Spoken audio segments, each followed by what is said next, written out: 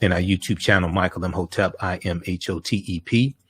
Welcome to the African History Network show, right here on 910 a.m. the Superstation, the Future Radio. It is Thursday, December 23rd, 2021, and we are live. This year is almost over with. We have to get used to saying 2022.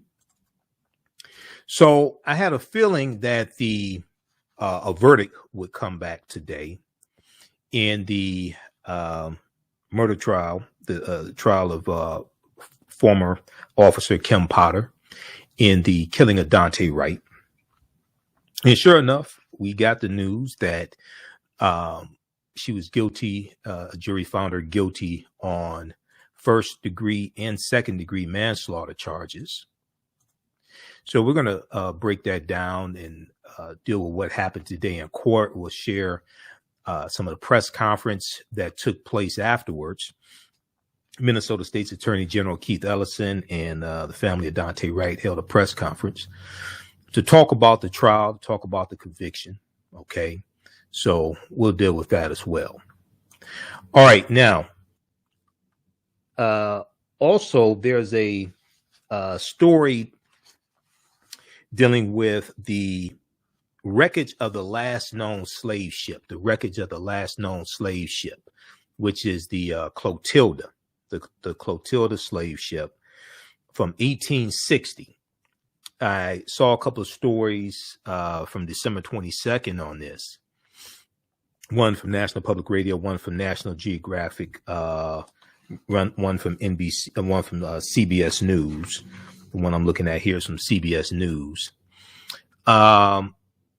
Wreck of last U.S. slave ship remains mostly intact on Alabama coast, researchers say. Researchers studying the wreckage of the last U.S. slave ship buried in mud on the Alabama coast since it was scuttled in 1860 have made the surprising discovery that most of the wooden schooner remains intact. Including the pen that was used to imprison African captives during the brutal journey across the Atlantic Ocean. So we're going to talk some about this. This deals with the Clotilda Slave Ship, and I've done some research on the Clotilda. It's the last known slave ship in 1860, and it comes into Alabama. And this was at a time when the international transatlantic slave trade was illegal. Okay, because as we talked about here on this show before, the international transatlantic slave trade was outlawed. Congress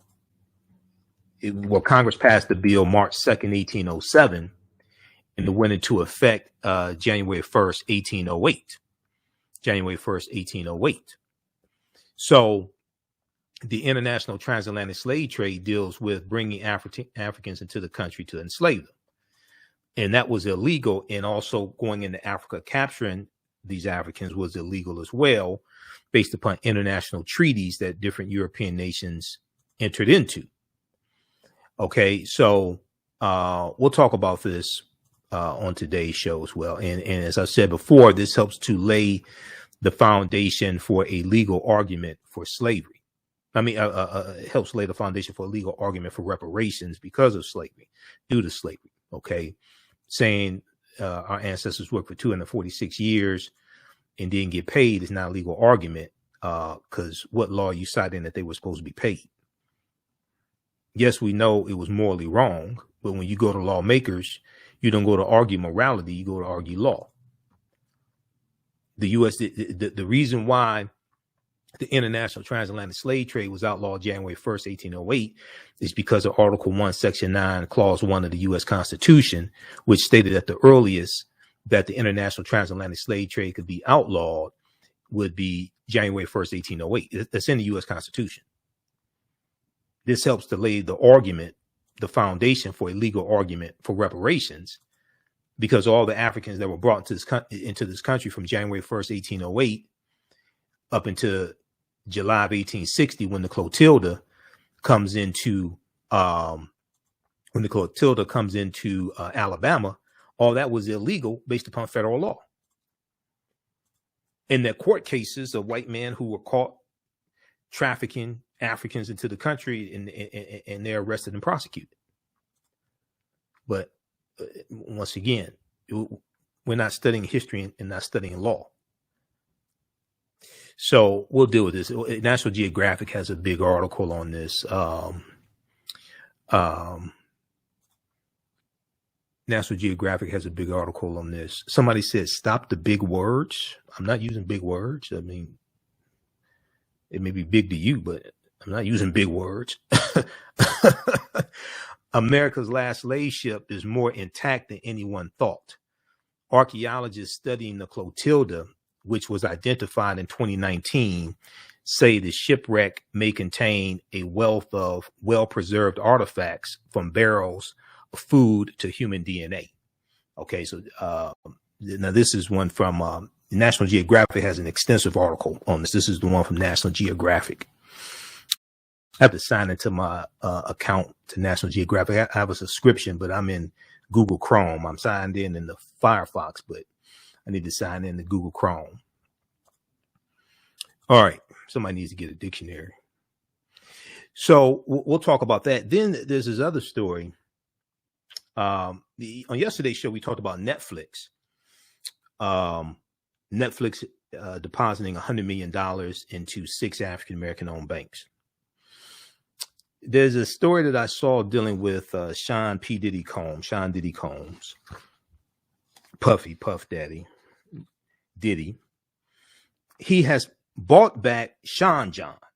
Okay. Now, I remember the Sean John brand back in 1998. He's bought back Sean John for $7.5 million. He's bought back Sean John for $7.5 million, which is a good thing. The brand is back in the hands of the original visionary, Sean Diddy Combs. All right. I still call him. I remember when he was Puffy. Okay. I remember when he was Puffy working for Andre Harrell. So, but it's back in the hands of the visionary. Sean Combs has been able to buy back the fashion brand he started in 1998. There's a good article from blackenterprise.com dealing with this. Okay. And, this deals with ownership and economic empowerment, things like that. So we'll talk about this. It's a good story from Black Enterprise. All right. Now on the African History Network show, we focus on educating, empowering, and inspiring people of African descent throughout the diaspora and around the world. Because right now it's correct your own behavior. What you do for yourself, what you do to yourself, and what you allow other people to do to you and get away with is based upon what you think about yourself. What you think about yourself is based upon what you have been taught about yourself. What you've been taught about yourself is based upon everything you've read, heard, and seen about yourself.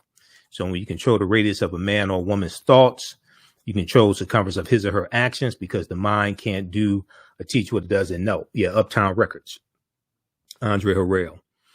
And then he was, Clive Davis headed up Arista Records as well. I remember there's a cover of, I think it was either Fortune magazine or Forbes magazine, and it had Diddy on the cover.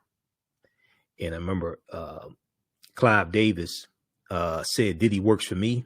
Okay. Because a lot of people knew Diddy, but not as many people knew Clive Davis. It's like Clive Davis said Diddy works for me. Okay.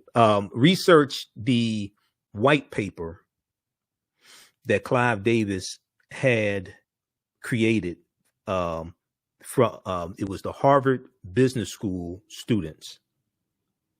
And there was a white paper that Clive Davis had created to advise them, and I can't remember which record company it was at the time, advised them how to take over the Black independent music scene. This was a paper that they consulted with Harvard Business School students about. I found out about this from Bob Law. There was an article from AtlantaBlackStar.com, and it was dealing with Bob Law, and Bob Law mentioned it. I think it was an article from AtlantaBlackStar.com. And Bob Law mentioned this book. He mentioned this book in the article. So I went and I ordered this book, and it talks about this white paper that they had created. Let me see if I can pull this up here. A lot of people don't understand how deep this really is. Listen right here, this article from Hip Hop and Politics. I think AtlantaBlackStar.com picked up this article, but it was one from Hip Hop and Politics, okay? And I know Bob Law. I've interviewed him before. I've interviewed him actually 3 times, I think. Once in person when I was in New York. Bob Law, History of Black Radio and the Removal of Black Militant Thought. Bob Law, History of Black Radio and the Removal of Black Militant Thought. And it talks about this right here. Bob Law pinpoints much of this removal with the release of the 1972 Harvard report, officially known as Study of the Soul Music Environment. This was a white paper commissioned by Columbia. It was Columbia Records. I didn't want to say the wrong name. It was Columbia Records, and done by a group of Harvard business students on how to take over the Black independent music scene. Clive Davis was head of Columbia Records at the time. Bob Law details how that report coincided with other attempts in film and TV to eradicate, marginalize, and ridicule strident, politicized Black voice in the music and entertainment industry. Listen to the African History Network show. I'm Michael Imhotep. We'll be back in a few minutes. Kwanzaa is coming, and the TheAHNShow.com has all of your Kwanzaa needs. Order your Kwanzaa set today, which includes a kinara, candles, a mat, a cup, the African American flag, and a basket. Visit TheAHNShow.com, TheAHNShow.com. They have kinara sets, which include a candle holder, candles, a mat, and a cup. Kwanzaa is December 26th through January the 1st. Add the early bird discount code for 10% off your order placed before November 28th. Visit TheAHNShow.com and place your order today. TheAHNShow.com has all of your Kwanzaa needs to celebrate this African American Pan-African holiday. TheAHNShow.com.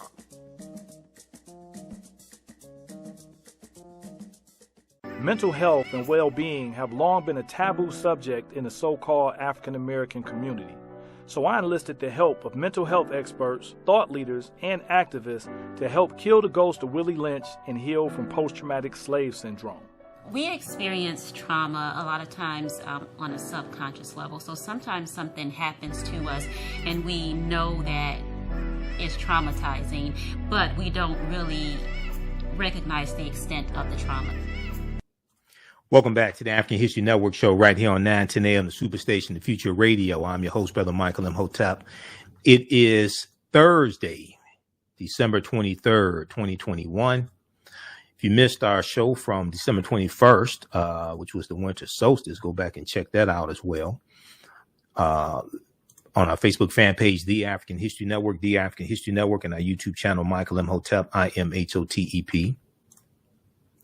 All right, I want to go to, we're going to go to clip number 1 here, Shakita, just a second. And, all right, hold on, the screen froze up again. Stand by, everybody watching on Facebook and YouTube. Okay, so today we got the news that former Officer Kim Potter was found guilty on 2 counts of manslaughter, first degree and second degree manslaughter, in the killing of Daunte Wright. Okay. All right. We're back on Facebook and YouTube. So some of the legal analysts thought that Officer Kim Potter would be found guilty on second degree manslaughter, but not first degree manslaughter. And we'll break down the difference between the two as well. When I was on Roland Martin Unfiltered on Friday, last Friday, I said, and I said here on this show, because after closing arguments, I thought she had a 50-50 chance of being convicted. Pretty 50-50 chance. What we found out today is that Tuesday morning, the jury had come to the conclusion that she was guilty of second-degree manslaughter, but they were still debating about first-degree manslaughter. Okay, so we're going to go to clip number one, Shakita. This is from the courtroom today. You're going to hear Judge Regina Chu, who did an excellent job of presiding over this case. You're going to hear Judge Regina Chu read the verdict. Let's go to clip number one. Please rise. I'm now going to read your verdicts as it will appear in the permanent court records of Hennepin County. In the matter of State of Minnesota versus Kimberly Potter, court file number 27 CR 217490, we, the jury, on the charge of manslaughter in the first degree while committing a misdemeanor on or about April 11, 2021, in Hennepin County, State of Minnesota, find the defendant guilty. And the verdict was agreed to at the hour of 11:40 a.m. and signed by the jury person on 12/23/21. The verdict on count 2 is we, the jury, on the charge of manslaughter in the second degree, culpable negligence on or about April 11, 2021, in Hennepin County, State of Minnesota, find the defendant guilty. And that verdict was agreed to at 10:30 a.m. on 12/21.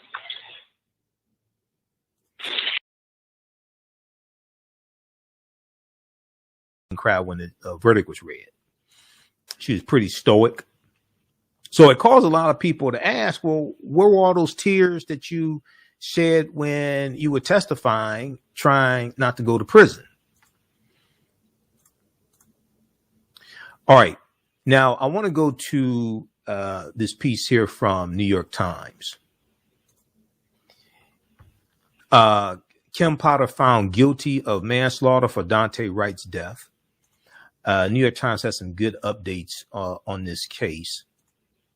So the prosecution and defense had agreed that the police shooting was a mistake and that Ms. Potter had meant to draw her taser when she fatally shot Daunte Wright during a traffic stop. Okay. And this is a picture after the verdict was read. One of her defense attorneys has his head down. So the former police officer who said she mistook her gun for her taser when she fatally shot Daunte Wright during a traffic stop in a Minneapolis suburb was convicted on 2 counts of manslaughter on Thursday, a rare guilty verdict for a police officer that is likely to send her to prison for years. So on first degree manslaughter, she can get between 7 to 15 years in prison. And she was found guilty on first degree and second degree manslaughter. Now, the jury deliberated across 4 days. So it was about 27 hours of deliberation. And when we found out that the jury asked, what do we do if we can't come to a decision? What do we do if we can't come to a verdict? I wasn't necessarily scared. I felt that they would probably find her guilty on at least one of the counts because the evidence was overwhelming, especially when you go through and you look at the closing arguments from the prosecution and the fact that she did not render any aid to Daunte Wright. She was more concerned about going to prison. When the other officers arrived on the scene, she didn't immediately tell them what happened and that the car went down the street and crashed into another car or anything like that. Okay, she was focused on herself.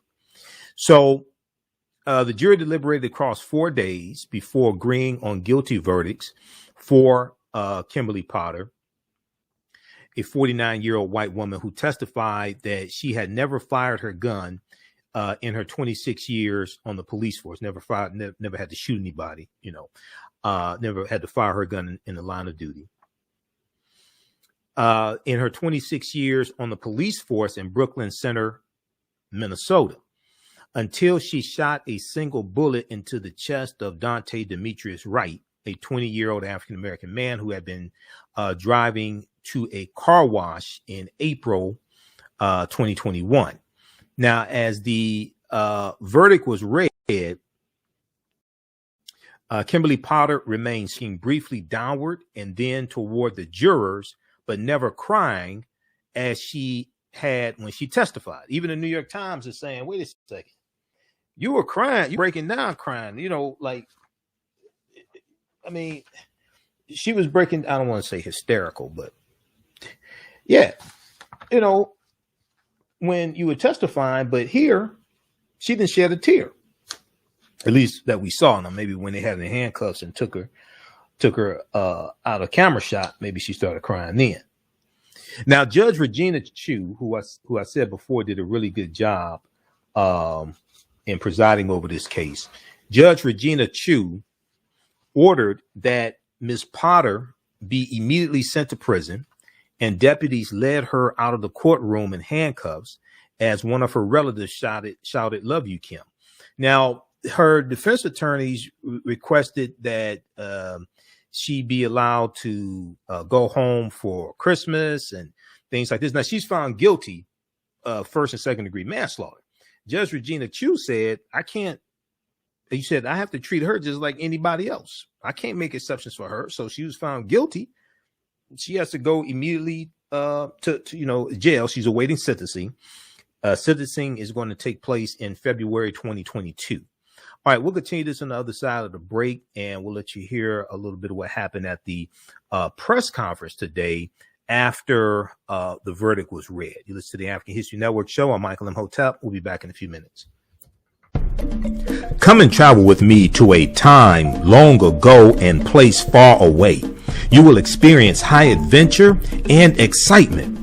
You are fighting alongside an ancient army in fierce battle. Feel the exhilaration of struggle and final conquest. My name is Maninkere, and I am both a prince and a priest in one of the most advanced civilizations humans have ever produced. I want you to ride with me in my chariot as I slay the barbarians who have come to invade my land. I invite you to sit at the conference table with the great Pharaoh Taharka and his ministers as they plan intrigue and use subterfuge to outmaneuver and defeat the enemy. Come back with me to the land of your ancestors, to the beautiful land of Kemet. So open the pages of this book and begin the adventure. Find out what happens in the book Maninkere Battles the Assyrians in the Nile Valley from author Makari Jones. Get your copy today at Amazon.com. African Spirit Cards specialize in the design and printing of high-quality African-centered note cards and stationery. African Spirit Cards breathes and rejoices in the African and African American experiences.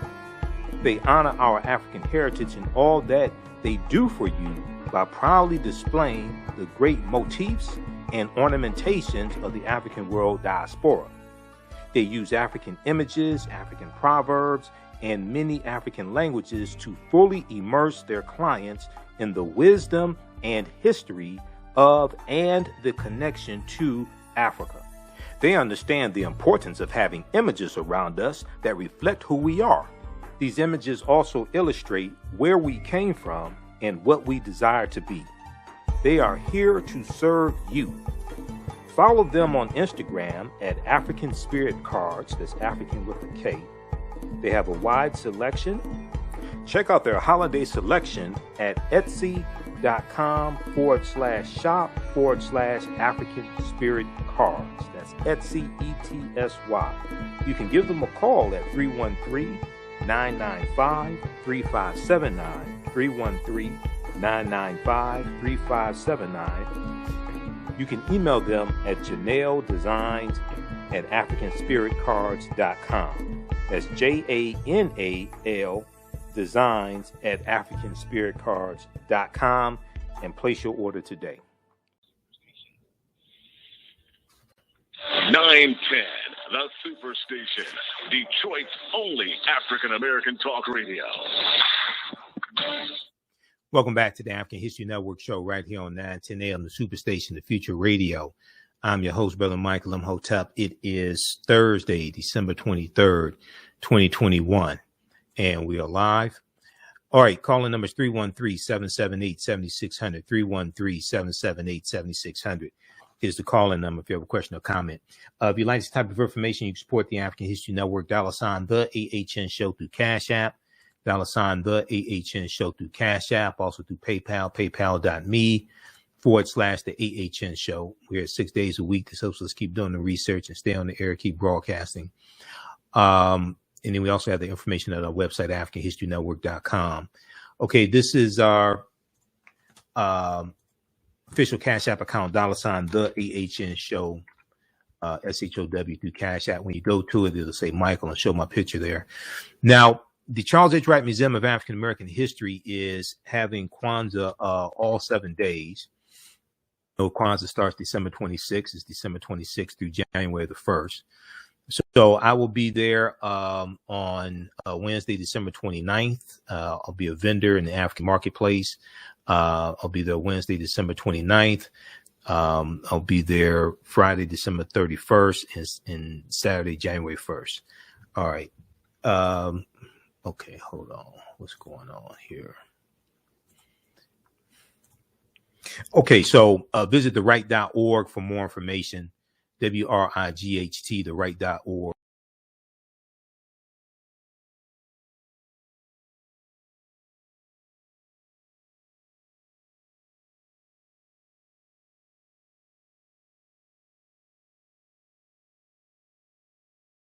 So visit theright.org for more information, and you can register for to attend one of the days of Kwanzaa at the Charles H. Wright Museum of African American History. They're taking place basically, the Kwanzaa celebration is basically starting at 7 p.m. each day. But visit theright.org, WRIGHT, for more information. All right. I want to go back to the story we were dealing with before the break. And this is dealing with former officer Kim Potter being found guilty today on 2 counts of manslaughter. Now, let me bring this back up here.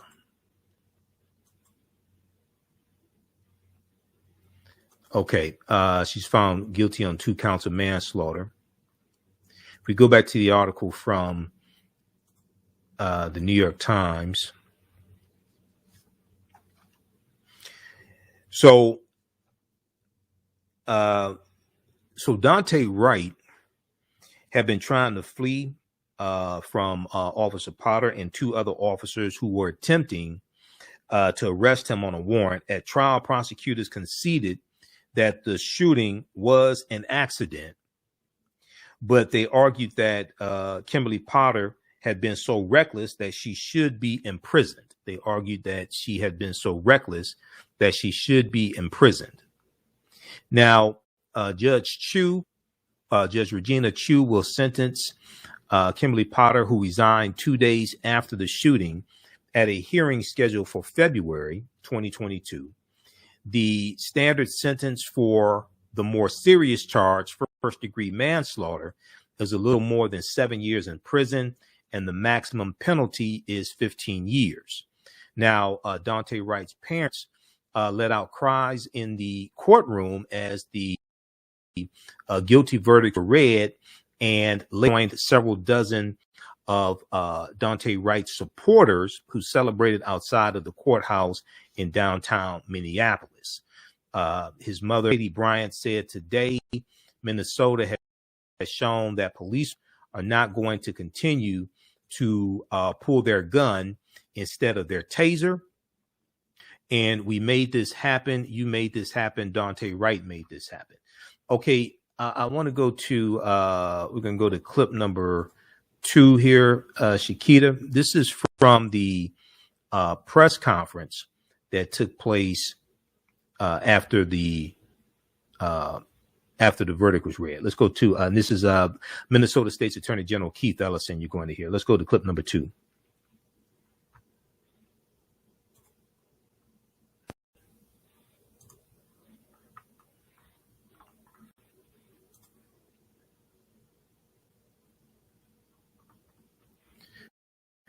All right.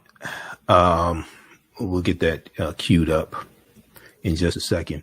Now, also, some people ask, what's the difference between first-degree manslaughter and second-degree manslaughter? So in the updates from the New York Times, they have a good article here dealing with the sentences for Kimberly Potter, the sentences she may face. And it breaks down also first-degree manslaughter. So one of the ways Minnesota law defines first-degree manslaughter is causing someone's death while committing or attempting to commit a lesser crime. Let me know when we have clip 2 queued up, please. A misdemeanor or gross misdemeanor. Hello, everybody. Okay. Go ahead. My name is Keith Ellison. I'm the Attorney General for the state of Minnesota. At this moment, I ask us all to reflect upon the life of Daunte Wright and who he could have been had he had a chance to grow up. At 20, Daunte could have done anything. Maybe he could have gone into the building trades. Maybe he could have started a business. What we know is that he was a young, new dad, and he was so proud of his son, Daunte Jr. We know that he loved his mom, and he loved his dad, and he loved his siblings, and his big, beautiful family, and his whole life in front of him. And he could have become anyone. All of us miss out on who Daunte could have been. No one has missed him more than his parents, Katie and Aubrey, and their children. I'm very mindful today that there will be an empty chair at the Wright family dinner during the holidays, and that saddens me. And once again, I extend my deepest condolences to you. With the jury finding Kimberly Potter guilty today of manslaughter in the first degree and manslaughter in the second degree in connection with Daunte's death, we have a degree of accountability for Daunte's death. Accountability is not justice. Justice is restoration. Justice would be restoring Daunte to life and making the Wright family whole again. Justice is beyond the reach that we have in this life for Daunte. But accountability is an important step, a critical, necessary step on the road to justice for us all. I want to thank the jury for their careful attention and deliberation and for their service to the people of Minnesota. I want to thank all of the witnesses who testified and who came forward with what they knew about this case. I especially want to thank my remarkable team. When I took this case, I said it would be difficult to prosecute because history has shown that trying cases like this one is difficult. This team did not shy away from the challenge, and the people of Hennepin County and the American people and the people of Minnesota, what they saw in the courtroom was the fruit of many, many hours of labor and hard work and planning. For my office, I want to thank specifically Mr. Matthew Frank. I want to thank Aaron Eldridge. I want to thank Eric Miller and David Voigt and Dion Dodd. But this team wouldn't be much of anything if it were not for the amazing work of Joshua Larson, Raul Shaw, and Vernona Boswell. Thank you, Vernona. I also must thank colleagues who did not work on the legal matter, but worked on the community, and that is John Stiles, Keon Dostey, and everyone. So thank you to you all for your hard work. I also want to thank the many staff at the Bureau of Criminal Apprehension who worked on this case. The staff, the Hennepin County Attorney's Office and Washington County Attorney's Office. Specifically, I want to thank Mr. Drew Evans and those who testified in this case, like Agent Phil, who did a fine job and who put in many long hours. We appreciate their service. The next step in this case is sentencing. And all I will say about that today is that we have to look forward to the court setting a calendar date for that hearing. And at that time, we will make our appropriate arguments within the context of the court hearing. I think we have a date, do we not? What is that one? Anybody remember the date? March 8th. My thoughts are also with Ms. Potter today. She has gone from being an esteemed member of the community and an honored member of a noble profession to being convicted of a serious crime. I don't wish that on anyone, but it was our responsibility as the prosecution, as ministers of justice, to pursue justice wherever it led, and the jury found the facts. My thoughts are also with those who work in law enforcement and public safety. We hold you in high regard, and we also hold you to high standards. We don't want you to be discouraged. Your community respects and appreciates you. We want you to uphold the highest ideals of our society and ideals of safety. And when a member of your profession is held accountable, it does not diminish you. In fact, it shows. It shows the whole world that those of you who enforce the law are also willing to live by it. All right, we're coming up on the break. When we come back from the break, we're going to continue that. That's courtesy of Roland Martin Unfiltered. And you'll hear a little bit from Katie Bryant, Daunte Wright's mother. Will deal with the wreckage of the last known slave ship, the Clotilda, which was found, I think it was 2019. It was found, and some new information has come out on the Clotilda. And then we'll deal with Sean P. Diddy Combs, or Diddy, buying back Sean John. You listen to the African History Network show. I'm Michael Imhotep. We'll be back in a few minutes. Kwanzaa is coming, and the TheAHNShow.com has all of your Kwanzaa needs. Order your Kwanzaa set today, which includes a kinara, candles, a mat, a cup, the African American flag, and a basket. Visit TheAHNShow.com, TheAHNShow.com. They have kinara sets, which include a candle holder, candles, a mat, and a cup. Kwanzaa is December 26th through January the 1st. Add the early bird discount code for 10% off your order placed before November 28th. Visit TheAHNShow.com and place your order today. TheAHNShow.com has all of your Kwanzaa needs to celebrate this African American Pan-African holiday. TheAHNShow.com.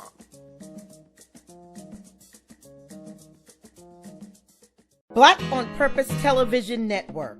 Yes, Black on Purpose Television Network. All black, all positive, all the time. The largest black-owned streaming television network in the world. Bringing our people together worldwide. Controlling our messages, our story, our way. Black TV the way it should be. Black music, Black history, and more. 30 plus channels, thousands of shows. Black on Purpose Television Network. Subscribe now. Welcome back to the African History Network show right here on 910 AM, the Superstation, the Future Radio. I'm your host, Brother Michael Imhotep. It is Thursday, December 23rd, 2021, and we are live. All right. I want to go back quickly here to the press conference. This took place after Kim Potter was found guilty today, and you're listening to Minnesota State's Attorney General Keith Ellison. Let's go back to this clip, please.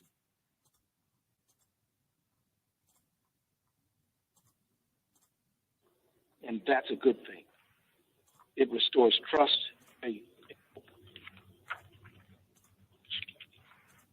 Well, in the words of Danielle Sered is a noted author who writes on justice issues. Justice exists when all parties exercise their power in a way that is consistent with the humanity of everyone involved and in the interest of the greater good. The humanity of everyone involved includes the humanity of community members. It includes the humanity of police officers. And when that standard of justice is not upheld, it must be the job of the prosecutor to step up and then step in and attempt to uphold it and uphold the principle that no one is above the law and no one is beneath the law. Finally, my thoughts are with community of Brooklyn Center, residents, elected officials, and police officers, and all communities that hunger for better relations between police and community, and for everyone to get home safe at the end of the day. I hope today's verdict provides a measure of healing for all of them. Thank you. And we can take a question or two. Joseph, this is Greg on the 27th hour. What was going through your mind? That the jury was taking this seriously, that they were going through every bit of evidence, that they were not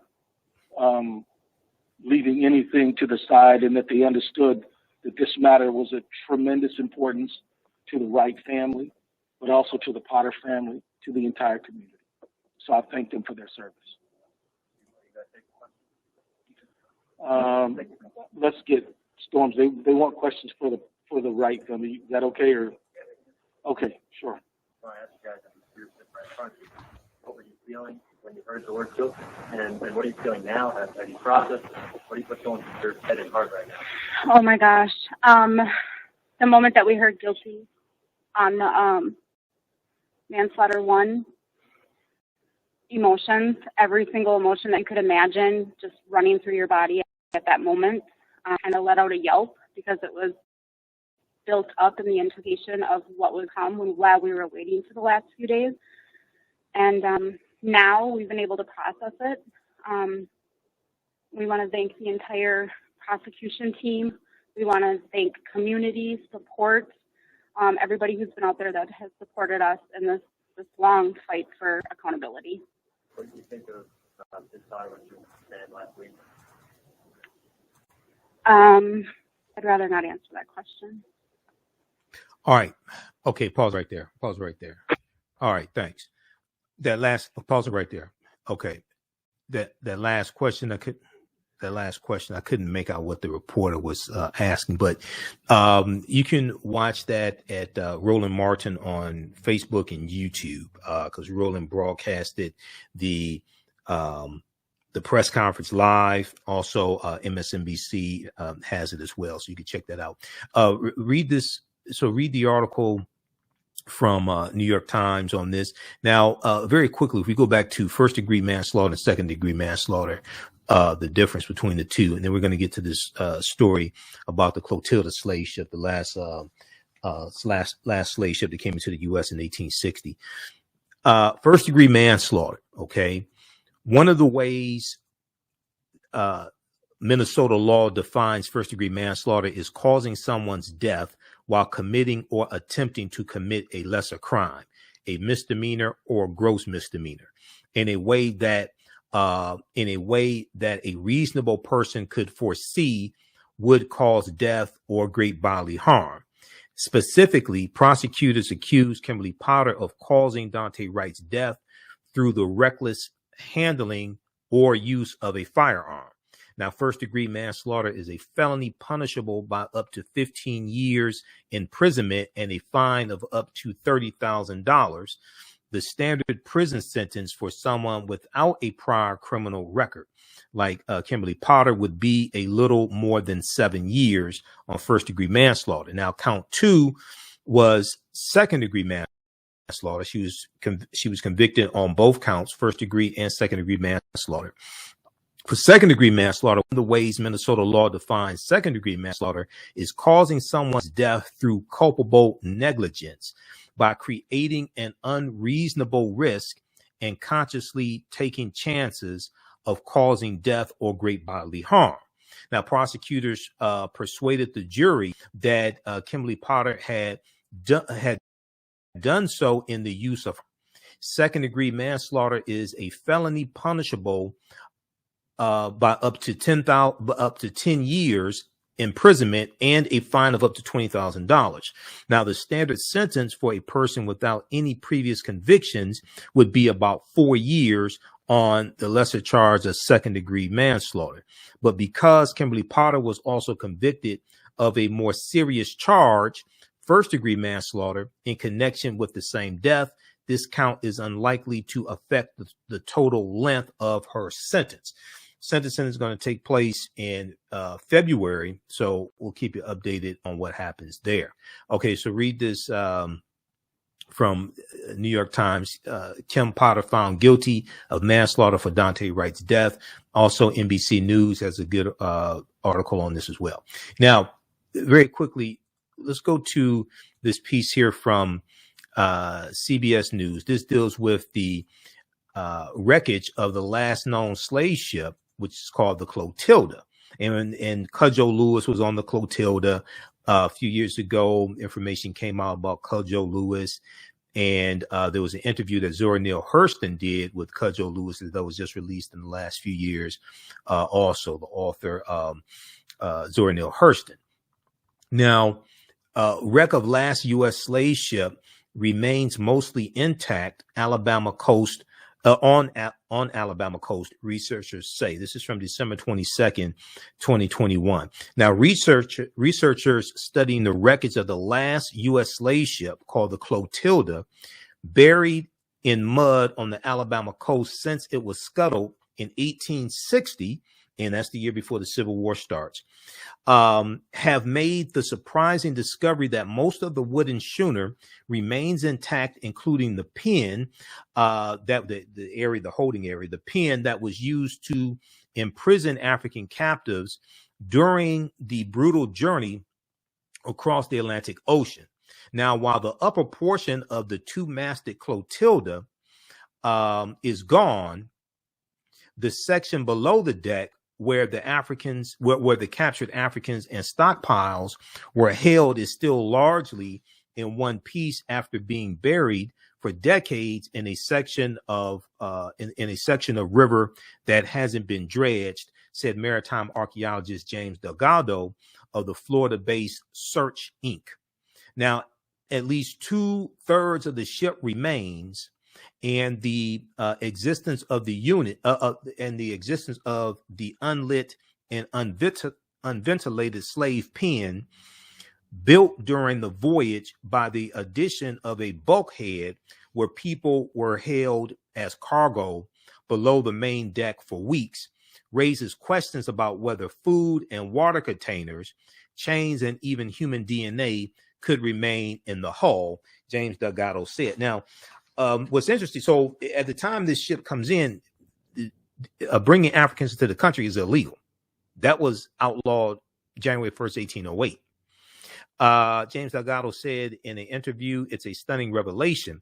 Now, they burned the ship to hide it, okay? They burned the ship to hide it because they had U.S. ships on the seas looking for slave ships, and if you got caught, you'd be captured and prosecuted. The discovery enhances the research value of the Clotilda's remains and sets them apart from all other wrecks. The finding was confirmed in a report that was provided to the Associated Press and led to the site becoming part of the National Register of Historic Places in November. Now, let's see here. I'm going to go to this part. The Clotilda was the last known ship to transport African captives to the American South for enslavement. Nearly 90 feet in length, it departed Mobile, Alabama for an illegal trip to purchase people decades after Congress outlawed such trade in 1808. That goes back to Article 1, Section 9, Clause 1 of the U.S. Constitution. The international transatlantic slave trade had been outlawed. The U.S. entered into international treaties, just like Great Britain and Spain and things like this. Okay. All right. Those watching on Facebook and YouTube, keep watching for a couple more minutes. We'll be here for a few more minutes. Visit our website, AfricanHistoryNetwork.com, and I'll post there when I'll be at the Charles Wright Museum for the Kwanzaa celebration. Register for my online courses. Right now, it's correct wrong behaviors, not over till we win. Wakanda forever. We'll talk to you next time. Peace. All right. Okay, let's continue here. All right. Happy holidays to everybody. Happy Kwanzaa. Harry's Kwanzaa, which means happy Kwanzaa. Okay, let's continue here. An African American business owner is supposed to name your business here on the thread of the broadcast, and we'll let you know how you can advertise with the African History Network. Our current promotion is buy 1 month, get 2 months free. Email us at AHNshow@AfricanHistoryNetwork.com, AHNshow@AfricanHistoryNetwork.com. All right, and we'll post the information here in just a minute. Okay, let me go back to this. All right, so the ship had been sent, the Clotilda had been sent across the ocean on a voyage financed by a wealthy businessman, a white businessman whose descendants remain prominent in Mobile, Alabama. It was actually a bet that he placed. He placed a bet that he could send the ship to West Africa, capture Africans, and navigate around the authorities coming to the U.S. and actually bring them in. It was a bet. That's why those Africans were captured and brought to the U.S., because the white man made a bet that he could do it, because it was illegal at this time. This is why we have to understand history. It was illegal to bring Africans into the country. It was still legal to own slaves within the U.S., and you could still trade slaves, auction them off, things like this in the states where slavery was still legal. Some states had already abolished slavery. Okay. Illinois abolished slavery in 1818. Pennsylvania abolished it around 1780. Pennsylvania Gradual Abolition Act. The first state to abolish slavery was Vermont in 1777, 10 years before the Philadelphia Convention. By the time the Philadelphia Convention takes place in 1787, 5 states had already abolished slavery. They either abolished the international transatlantic slave trade, abolished it altogether. Massachusetts had abolished slavery. So this is why we really have to understand this history. So the Clotilda's captain transferred his human cargo off the ship once it arrived in Alabama and set fire to the vessel to hide evidence of the journey, because it was illegal for that ship to come in. But most of the ship did not catch fire and remained in the river.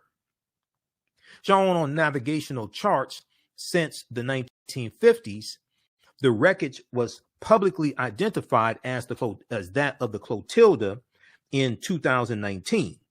Okay, 2019. And has been explored and researched since then, James Delgado said. Now, the state of Alabama has set aside $1 million for the preservation and research. An additional work planned at the site in early 2022 could show what's inside the hull. But far more work is needed to determine whether the ship could ever be pulled out of the mud and put on display, as some have suggested. Okay, whether it can be pulled out of the mud and put on display. James Delgado said, generally, raising is a very expensive proposition, raising it up out of the mud or what have you. My sense is that while it was survived, it is more fragile than people think. A recovery could be a very delicate operation and also a very expensive and lengthy process. Now, freed after the South lost the Civil War. Civil War basically ends April 9th, 1865. General Robert E. Lee surrenders to General Ulysses S. Grant. Freed after the South lost the Civil War, some of the enslaved Africans who were transported to America on the Clotilda Slave Ship settled in a community that they started called Africatown, a few miles north of downtown Mobile, Alabama, and it's still there, Africatown. Africatown, USA.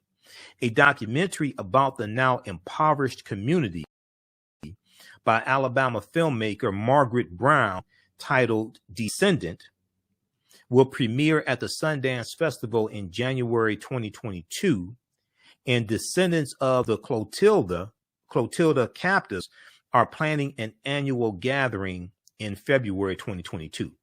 Work is underway on a new museum that's meant to be a catalyst for tourism and new development in the area.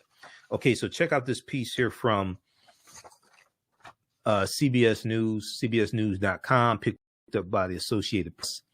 This is from December 22nd, 2021. Wreck of the last U.S. slave ship remains mostly intact on Alabama coast, researchers say.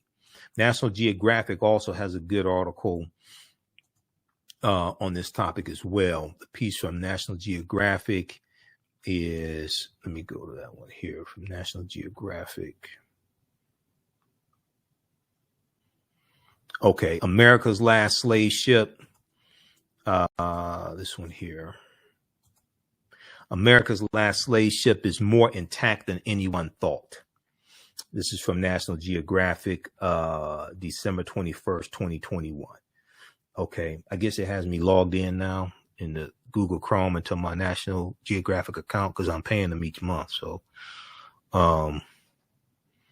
archaeologists studying the Clotilda, which was identified in 2019, say the shipwreck may contain a wealth of well-preserved artifacts from barrels of food to human DNA. So check this one out. National Geographic has a more extensive article in CBS News that they picked up from the Associated Press, but the one from CBS News is still a good piece. All right. Lastly, I have a lot of work to do and I got to edit this video and have a couple commercials to produce. African-American business owners, post name your business here on the thread of the broadcast. We'll go to the story on Diddy in just a second. Email us at TheAHNShow at AfricanHistoryNetwork.com. TheAHNShow at AfricanHistoryNetwork.com. Post the name of your business here as well. And we'll let you know how you can advertise with the African History Network. Our current promotion is buy 1 month, get 2 months free. And let's see here. Promotions: buy 1 month, get 2 months free, and your commercial will air when we rebroadcast these shows on our social media platforms, and then also in the audio podcast versions of these shows as well. We're on 10 different audio podcast platforms: iHeartRadio, Castbox, FM Player, Stitcher, TuneIn, wherever you get your mainly get your podcast from. All right. And then if you don't have a commercial, we can create one for you as well at no additional charge. All right. I want to go to this last story here dealing with Diddy. I saw this from Black Enterprise. I saw a couple of outlets, yourblackworld.net. We posted an article from yourblackworld.net. Also one from Black Enterprise as well. Okay. And this is a good story. You know, yesterday we dealt with Netflix deposit $100 million into 6 Black-owned banks. And this is money they can use to loan for starting businesses, expanding businesses, buying homes, etc., to help close the racial wealth gap. And this other story here from Black Enterprise. Sean Combs buys back his signature Sean John brand for $7.5 million. $7.5 million. And this is a good story, once again, about economic empowerment and ownership. Owning these businesses, being able to control our culture, profit off of our culture, etc., hip hop culture, things like this.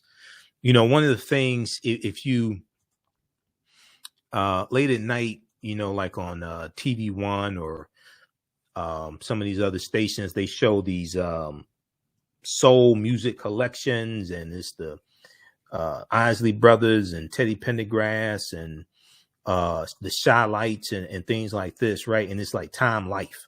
It's Time Life. It's like a lot of this music we don't own. These are all black artists, but a lot of this music we don't own. These white people still making music, still making money off of these songs made by African Americans, made famous by us, and a lot of this stuff we don't even own. Okay, a lot of them have died. A lot of these artists have died, and white people still making money off of us. So we have to own and control this. Okay, we have to own and control this. Now, this where's that article? Okay, I got to pull this up another way because let's pull up this one here from Black Enterprise. Okay, Sean Combs buys back his signature Sean John brand. This is from Black Enterprise. So he bought it for $7.5 million.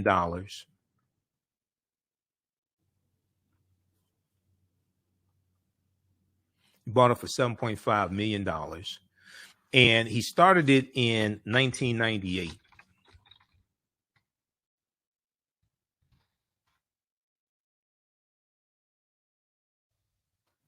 So the brand is back in the hands of the original visionary, Sean Combs. Now, this piece is from December 22nd from Black Enterprise. And see if we can zoom in on it some here. Let me turn on the screen share.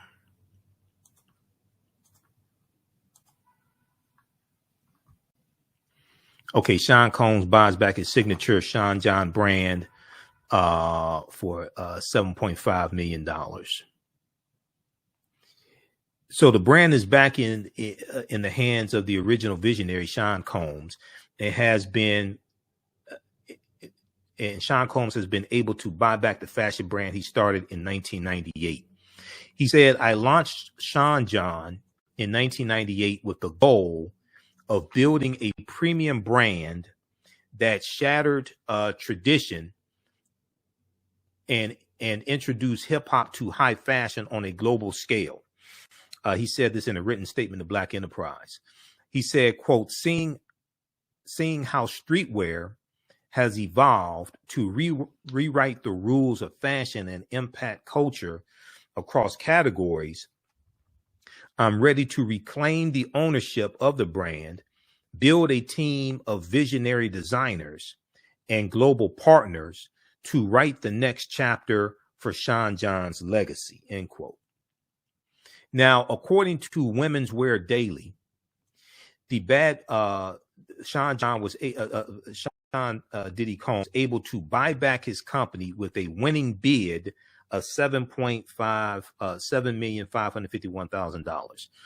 Now, earlier this month, December, Sean Combs, the former owner and creator of the Sean John brand, placed a bid of $3.3 million to buy back the assets of Sean John, the fashion and lifestyle brand that Sean Diddy Combs started in 1998. GBG USA Inc. GBG USA Inc. A now bankrupt brand management firm owns 90% of the Sean John brand through a joint venture with Sean Diddy Combs. Okay, Bloomberg reports. Now, although a representative for Diddy decided not to comment, it was reported that an entity affiliated with Sean Combs was named the so-called stalking horse bidder for Sean John, court papers show. Now, potential buyers were able to submit offers up until December 15th, 2021.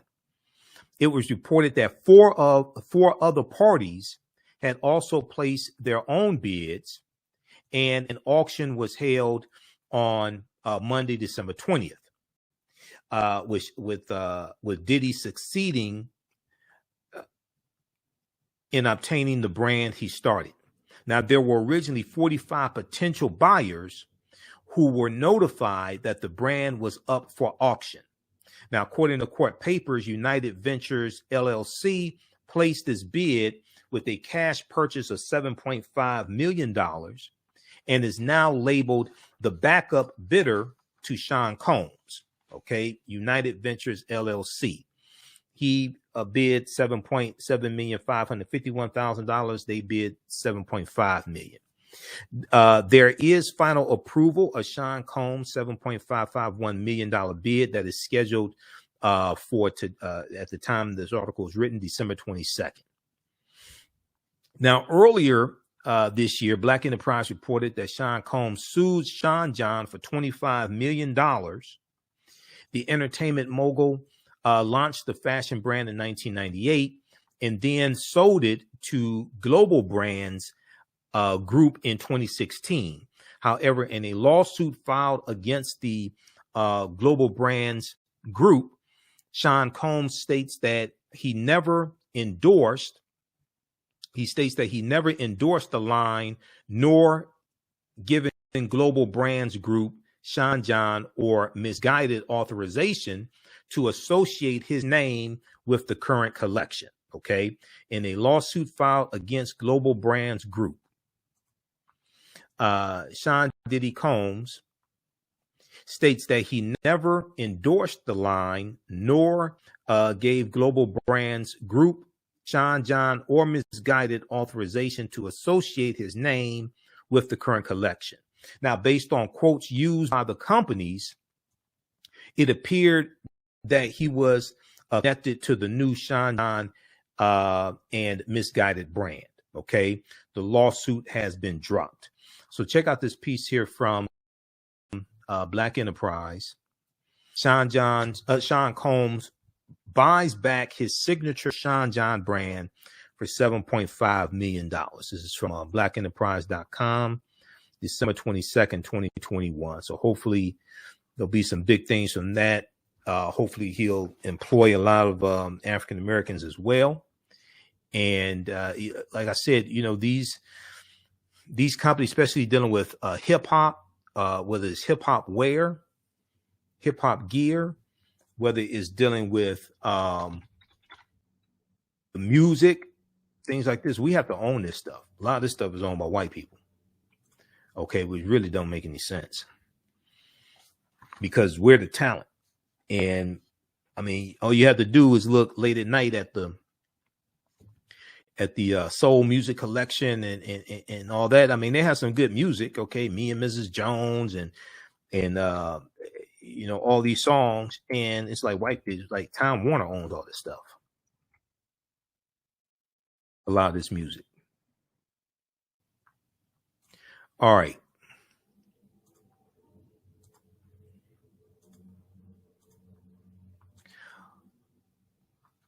Okay. The article I talked about before we went to break is one dealing with this is an article I came across a few years ago, and it was dealing with a interview with Bob Law. And Bob Law is on 9:10 a.m. the Superstation on Sundays, 8 p.m. to 9 p.m. Eastern Standard Time. He's my lead-in show because I'm on 9 p.m. to 11 p.m. on Sundays. So this story right here, I just want to go back to this quickly because a lot of people don't know this information or this history. This is from hiphopandpolitics.com. Bob Law, History of Black Radio and the Removal of Black Militant Thought. This is from September 24th, 2014. Okay. Over the past few weeks, Hard Knock Radio has been doing a series of interviews focusing on the state of Black media. Such a series would not be complete without getting some critical insight from longtime freedom fighter and media justice advocate Bob Law. He was the host of Night Talk for a number of years out of, I think it was out of New York, Night Talk, the Night Talk radio show. He is one of the godfathers of Black radio and has never wavered in using the airwaves as a tool for liberation. In our conversation, he gives a serious history lesson, not just on the evolution of Black radio and the role it has played in the Black freedom struggle, but he has also talked to us about how there has been an attempt to remove, silence, and erase any institutional memory of Black militant thought, any institutional memory of Black militant thought and Black militant and radical thought. Bob Law painstakingly details how that has been happening and breaks down the reasons. Bob Law pinpoints much of this removal with the release of the 1972 Harvard report, officially known as Study of the Soul Music Environment. Study of the Soul Music Environment. This was a white paper commissioned by Columbia Records and done by a group of Harvard business students on how to take over. I want everybody to pay attention to this. On how to take over the Black independent music scene. Clive Davis, who Diddy used to work for under Arista Records, Clive Davis was the head of Columbia Records at the time. Bob Law details how that report coincided with other reports in film and TV to eradicate, marginalize, and ridicule strident, politicized Black voice in the music and entertainment industry. During our discussion, we play an excerpt from a speech given to Black music industry executives by Minister Farrakhan in 1979, who makes note of this change. That speech is contrasted with the speech Dr. Martin Luther King Jr. gave to a similar body of Black music industry folks in August 1967, where Dr. King heaped praise on them and emphasized that there would be no civil rights movement had it not been for Black radio. There would have been no civil rights movement if it had not been for Black radio. And even when you look at the Montgomery bus boycott, one of the ways they organized the Montgomery bus boycott and started Monday morning, December 5th, 1955, over that weekend was on radio, African-American on radio. And then Joanne Robinson, who was president of the Women's Political Council, she printed up about 30,000, 35,000 flyers. And they passed out these flyers to let people know about the bus boycott. It started as a one-day boycott. It ended up lasting 381 days. Now, the organization Dr. King spoke to at the time was called the National Association of Television and Radio Announcers in August 1967. During our interview, Bob Law details what took place after Dr. King gave that speech. He explained that NATRA was destroyed by white industry executives who were concerned about their growing power and political influence, the growing power and political influence of the National Association of Television and Radio Announcers, which is an organization that Dr. King gave a speech to in August 1967. That destruction of NATRA, that destruction and silencing has never stopped. This interview is a serious history lesson from a pioneering figure, Bob Law, who really knows his stuff. So they have the interview on SoundCloud. I pay SoundCloud each month. I need to start uploading my stuff to SoundCloud. Because when I upload it through Blog Talk, they automatically put it on a number of different platforms. SoundCloud is not one of them. I pay SoundCloud separately. But also, when I upload audio podcasts, and I'll be uploading a lot of them this weekend, they upload to our Facebook fan page where we have 1 million followers, okay, on our fan page, The African History Network. So And what I do also for business owners that advertise with us, I also upload your commercial to our Facebook fan page as well to give you added exposure. All right. So check out that article dealing with Bob Law. Okay, if you'd like this type of information, you can support the African History Network, $ the AHN Show through Cash App, $ the AHN Show through Cash App, also through PayPal, paypal.me/the AHN Show. So we're here 6 days a week. This helps us keep doing the research, stay on the air, keep broadcasting, pay some of the bills, etc. So it definitely helps because December and January are like very, very slow months.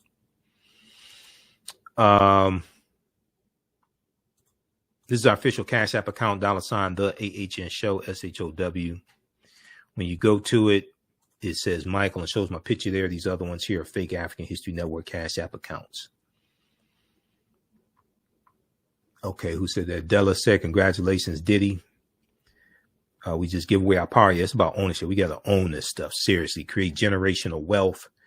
And not for the next generation just to take it and just go crazy with it and just engage in conspicuous consumption, but so we can fund, finance our movements, have control. Power is the ability to define and shape reality and have other people accept your definition of reality as if it were their own. Okay, our talent is creating empires for other people who then take that money and oppress us. It doesn't make any sense.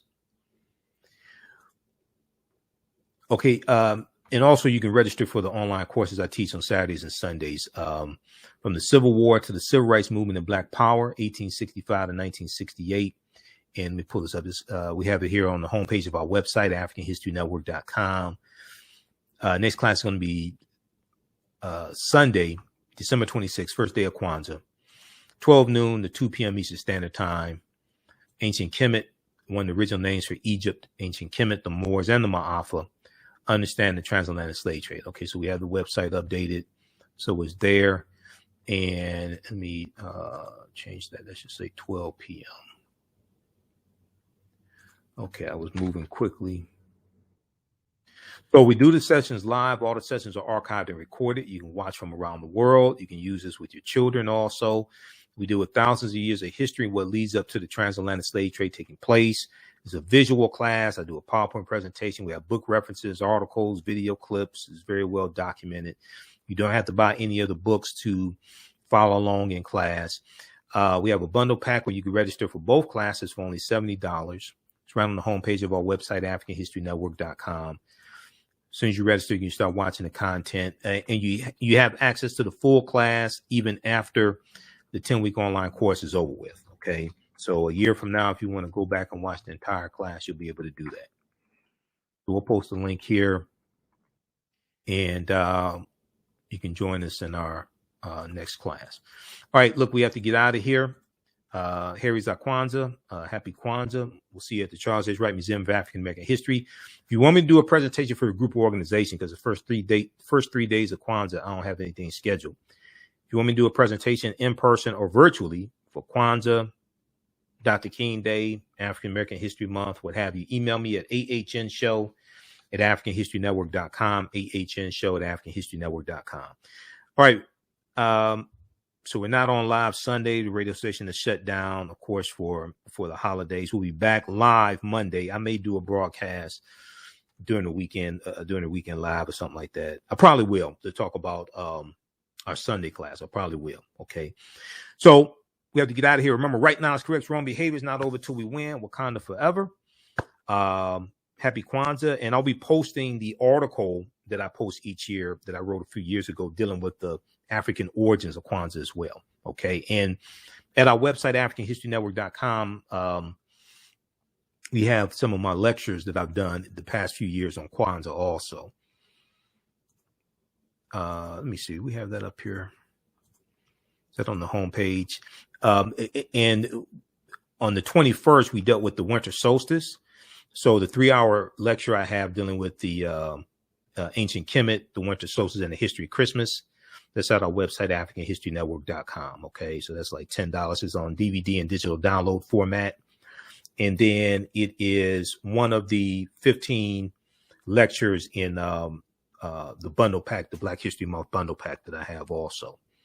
That's all at AfricanHistoryNetwork.com. All right, right now it's Correct Wrong Behavior. It's not over till we win. Wakanda forever. And we'll talk to you next time. Peace. All African American community. So I enlisted the help of mental health experts, thought leaders, and activists to help kill the ghost of Willie Lynch and heal from post-traumatic slave syndrome. We experience trauma a lot of times on a subconscious level. So sometimes something happens to us and we know that it's traumatizing, but we don't really recognize the extent of the trauma. African Spirit Cards specialize in the design and printing of high-quality African-centered note cards and stationery. African Spirit Cards breathes and rejoices in the African and African American experiences. They honor our African heritage in all that they do for you by proudly displaying the great motifs and ornamentations of the African world diaspora. They use African images, African proverbs, and many African languages to fully immerse their clients in the wisdom and history of and the connection to Africa. They understand the importance of having images around us that reflect who we are. These images also illustrate where we came from and what we desire to be. They are here to serve you. Follow them on Instagram at African Spirit Cards, that's African with a K. They have a wide selection. Check out their holiday selection at Etsy.com/shop/African Spirit Cards. That's Etsy, ETSY.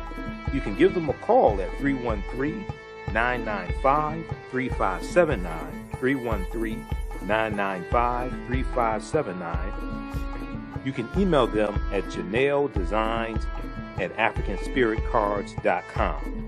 That's JANAL designs@AfricanSpiritCards.com and place your order today. Kwanzaa is coming and the KwanzaaShop.com has all of your Kwanzaa needs.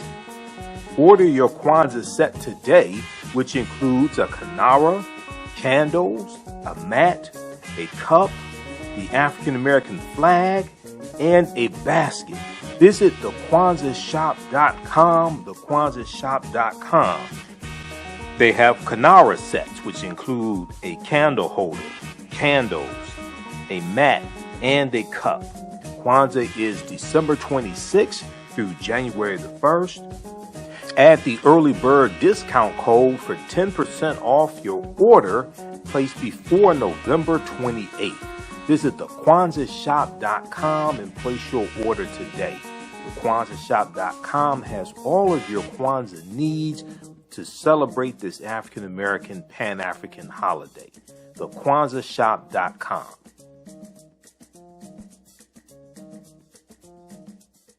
Black on Purpose Television Network. Yes, Black on Purpose Television Network. All black, all positive, all the time. The largest black-owned streaming television network in the world. Bringing our people together worldwide. Controlling our messages, our stories, our way. Black TV the way it should be.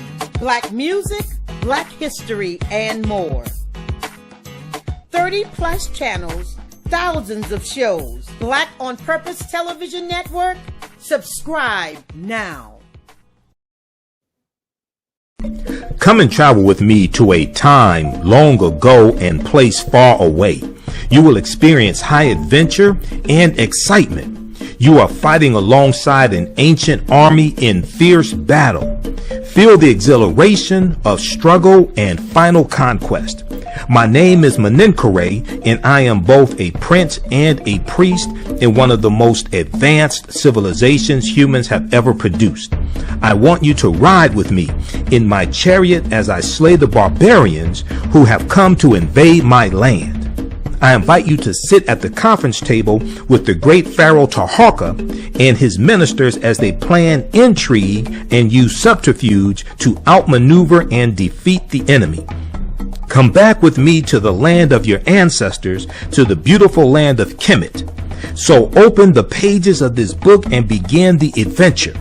Find out what happens in the book Menenkhare Battles the Assyrians in the Nile Valley from author Makari Jones. Get your copy today at Amazon.com.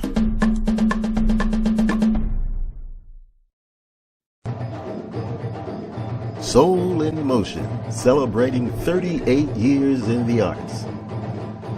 This energetic ensemble of dancers and drummers was started by percussionist Michael Friend and is led by choreographer Associate Director Pam Lassiter.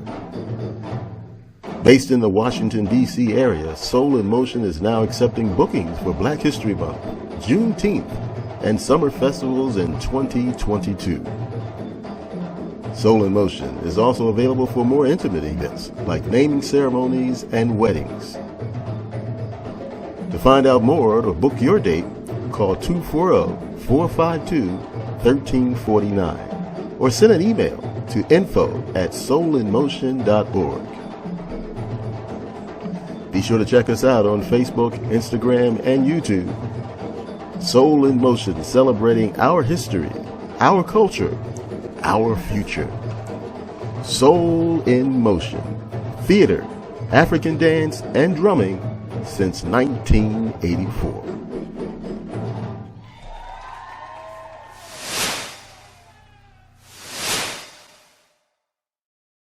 Black on Purpose Television Network.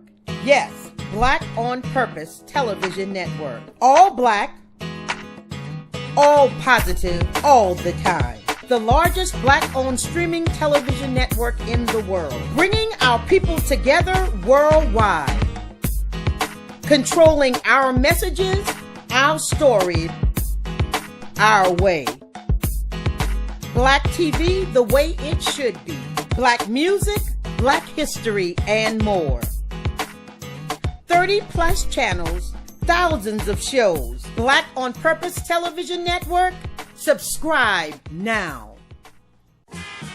Kwanzaa is coming, and the TheAHNShow.com has all of your Kwanzaa needs. Order your Kwanzaa set today, which includes a kinara, candles, a mat, a cup, the African American flag, and a basket. Visit TheAHNShow.com, TheAHNShow.com. They have kinara sets, which include a candle holder, candles, a mat, and a cup. Kwanzaa is December 26th through January the 1st. Add the early bird discount code for 10% off your order placed before November 28th. Visit TheAHNShow.com and place your order today. TheAHNShow.com has all of your Kwanzaa needs to celebrate this African American Pan-African holiday. TheAHNShow.com.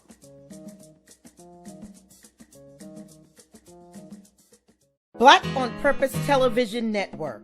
Yes, Black on Purpose Television Network. All black, all positive, all the time. The largest black-owned streaming television network in the world, bringing our people together worldwide, controlling our messages, our stories, our way. Black TV the way it should be.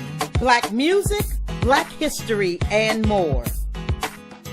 30-plus channels, thousands of shows. Black on Purpose Television Network.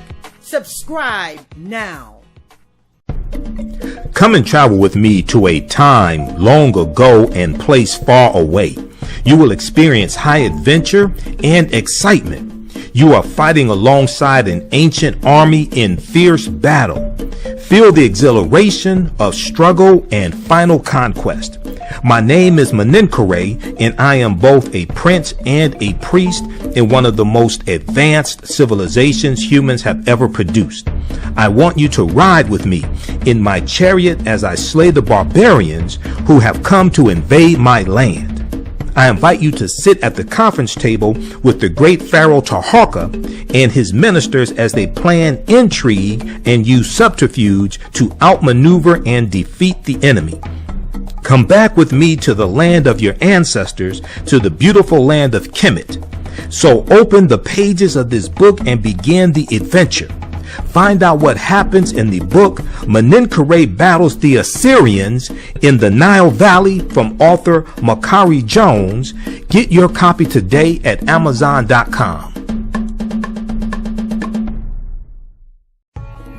African Spirit Cards specialize in the design and printing of high-quality African-centered note cards and stationery. African Spirit Cards breeds and rejoices in the African and African American experiences. They honor our African heritage in all that they do for you by proudly displaying the great motifs and ornamentations of the African world diaspora. They use African images, African proverbs, and many African languages to fully immerse their clients in the wisdom and history of and the connection to Africa. They understand the importance of having images around us that reflect who we are. These images also illustrate where we came from and what we desire to be. They are here to serve you. Follow them on Instagram at African Spirit Cards, that's African with a K. They have a wide selection. Check out their holiday selection at Etsy.com/shop/African Spirit Cards. That's Etsy, ETSY. You can give them a call at 313-995-3579, 313-995-3579. You can email them at janeldesigns@africanspiritcards.com. That's JANAL designs@africanspiritcards.com and place your order today. Soul in Motion, celebrating 38 years in the arts. This energetic ensemble of dancers and drummers was started by percussionist Michael Friend and is led by choreographer Associate Director Pam Lassiter. Based in the Washington, D.C. area, Soul in Motion is now accepting bookings for Black History Month, Juneteenth, and summer festivals in 2022. Soul in Motion is also available for more intimate events like naming ceremonies and weddings. To find out more or to book your date, call 240-452-1349 or send an email to info@soulinmotion.org. Be sure to check us out on Facebook, Instagram, and YouTube. Soul in Motion, celebrating our history, our culture, our future. Soul in Motion. Theater, African dance, and drumming since 1984.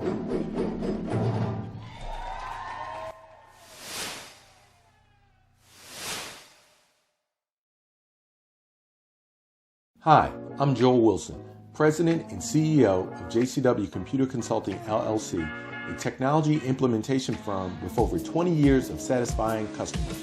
We offer a full spectrum of industry top-tier branded services. We are an authorized partner or reseller for Lenovo, Zoom, T-Mobile, Microsoft 365 and Surface tablets, Google Workspace, Acer, Asus, Samsung, PCmatic security software, and many more. Our online store features laptops, Chromebooks, computers, printers, accessories, and software. Businesses, take advantage of our free 1-hour Zoom tech consultation and know we offer top nationwide high-speed internet service providers, voice over IP, and cellular phone services. Home users, don't miss our current in-stock Chromebook inventory. Please visit us at jcwcc.com or call 215-879-6701. Gain knowledge in minutes from insightful summaries of progressive and socially conscious books. Blacklisted gives you access to curated content that'll satisfy your curiosity to learn and understand different perspectives. Empower yourself through inspirational